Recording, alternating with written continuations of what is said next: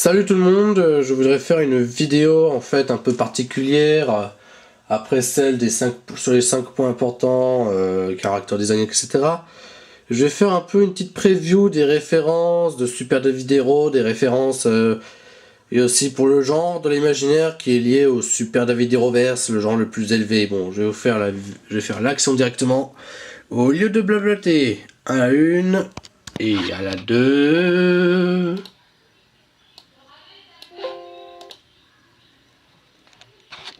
Et à la 3.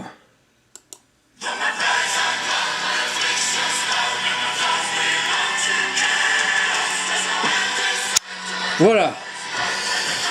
Le preview pour le genre de l'imaginaire lié au Super Heroverse, le genre le plus élevé. Il s'agit de la Super David Hero Fantasy, Super David Hero Tasy ou Super David Hero Fiction. Ce genre de l'imaginaire est la combinaison absolue ultime de la fantasy. Il y a ces genres, sous-genres, animal, dark fantasy, heroic, high, light, low, fantasy romantique, romance, fantasy science, science fantasy, sword and sorcery, urban fantasy,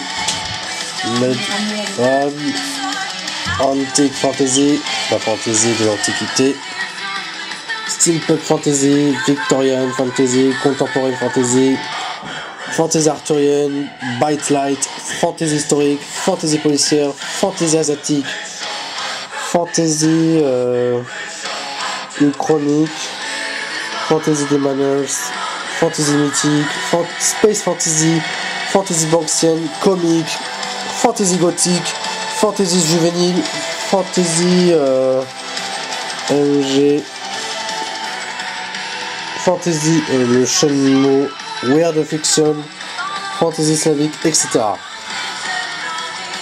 De la science-fiction et de ses sous-genres, hard science, fiction spéculative, punk, fiction cyberpunk, dystopie, planet opéra, post-cyberpunk, post-apocalyptique, réalisme, fantastique, science fantasy, science-fiction humoristique, space opera, steampunk, uchronie, afrofuturisme, apocalyptique, biopunk, decopunk, dieselpunk, éco-fiction, science-fiction gothique, science-fiction féministe, voyage imaginaire, libertarienne, science-fiction mathématique, science-fiction militaire, science-fiction mondaine, new wave, post-futurisme, évolution spéculative, techno noir, transréalisme,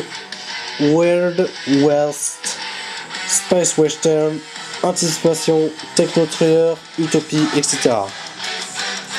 Du fantastique, de l'horreur et de ses sous-genres dont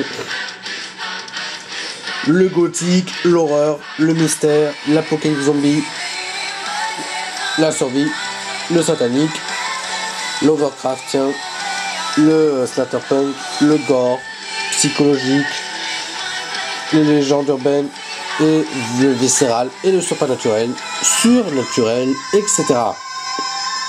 Et surtout, du merveilleux, contes de fées, parodie de contes de fées, fantaisie de contes de fées, mythopoésie, création de mythes, les épopées, les fables, les légendes, les mythes, les paraboles, les sagas, les folklores, etc.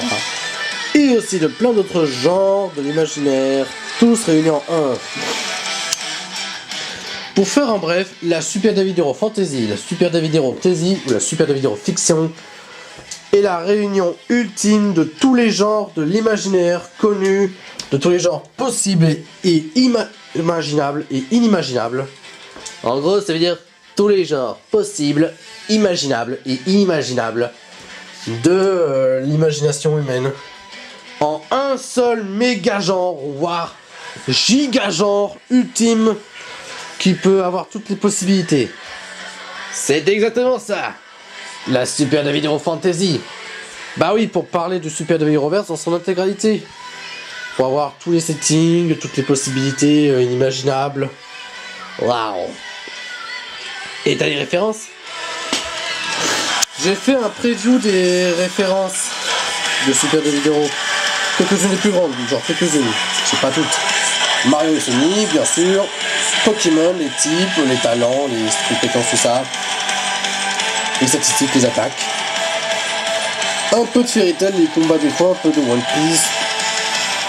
Les mythologies, les légendes et les contes de fées, voilà pourquoi c'est important. Et l'une des plus importantes, c'est Warhammer, avec Warhammer Fantasy 40 000 Age of Sigmar.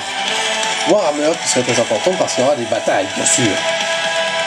Star Wars aussi, Rambo, les Simpsons un peu. Le Monsterverse, c'est le Monsterverse, l'univers du Godzilla 2014 et du King Kong 2017. Marvel, un petit peu. Je crois que le Monsterverse, il y a un film King Kong du Monsterverse. Oui. En référence à ce Jurassic Park, un petit peu Jurassic Park. Il y a une référence Forgotten Realms, Kingdom Hearts un petit peu, les cahiers de surcoût, des Comics un petit peu, du Astérix. Il y a Pathfinder, Dungeons & Dragons, Starfinder et Dungeons & Dragons et compagnie, tous les settings liés au grand et illustre Donjons & Dragons. Ensuite, Call of Cthulhu, Lovecraft lui-même et Arkham Horror. Toutes les références. Bon, c'est rien que quelques-unes des références de Super David-Hero. Mais il y aura beaucoup plus d'autres références. On pourrait même inclure le livre Fragment de Warren Fay avec tous ces organismes étranges de Enders. On pourrait même inclure plein de trucs inimaginables. Bon, bien sûr aussi, c'est toutes les références que je vais faire. Et attends, t'as aussi le monde de fantasy avec le poisson d'avril. Bah oui, c'est ma première vidéo sur les créatures de fantasy, de légende. Et sinon, tu as aussi le truc des mangas ou animés. Est-ce qu'il est encore là? Bien sûr, je l'ai gardé. Attends, je vais regarder.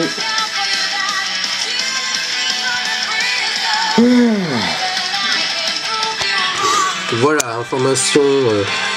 Apparemment, il y a marqué des informations des mangas, mais je mets sur des mangas animés, voilà, des dessins japonais, faire plein de vidéos, d'autres. Faire plein de vidéos, c'est pas ça. Le style de merde. Bon, c'est pas de la merde. On va mettre le style habituel de Super David-Hero et c'est pas de la merde. On va pas dire de merde, c'est décalage.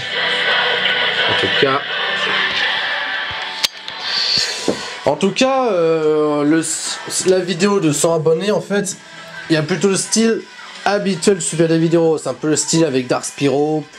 Bah, pourquoi tu me fais intervenir, moi? Je sais pas pourquoi. Je suis encore avec Dark P Shiny, les Dark comme ça. Bon, faut que je travaille. Ok, Dark Spyro, je te laisse travailler. Au revoir. Ah oui, sinon, le style habituel Super David-Hero, c'est un peu comme ça. Et il dit que c'est de la merde.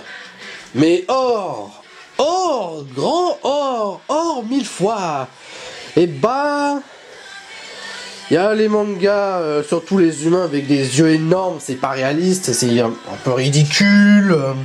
C'est un peu merdique des fois les mangas, parce que on met l'homme en... Les mangas, si j'en crois bien, la majorité, ça met l'homme d'une forme ou d'une autre, en tant qu'espèce toute puissante, c'est un peu débile. Et l'un des trucs les pires, c'est que on dit que les mangas c'est génial. Ouais, les mangas c'est tellement génial, parce qu'il y a les filles avec les gros nichons, les gros nibards. Eh, toi, je vais te dire, les gros nibards, c'est nul, c'est bête, c'est attrape cochon, attrape porc, attrape pervers. Moi, le problème des gros seins, c'est que physiquement, c'est un gros désavantage.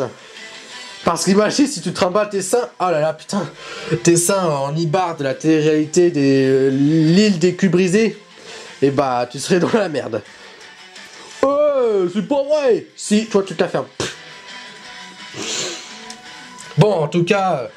Cette vidéo est très intéressante, j'espère que vous allez l'apprécier parce que j'ai fait un preview des références, mais je ferai encore plus loin des références à un moment ou à un autre Je vais vous dire le moment, seul moi, c'est vraiment le moment opportun.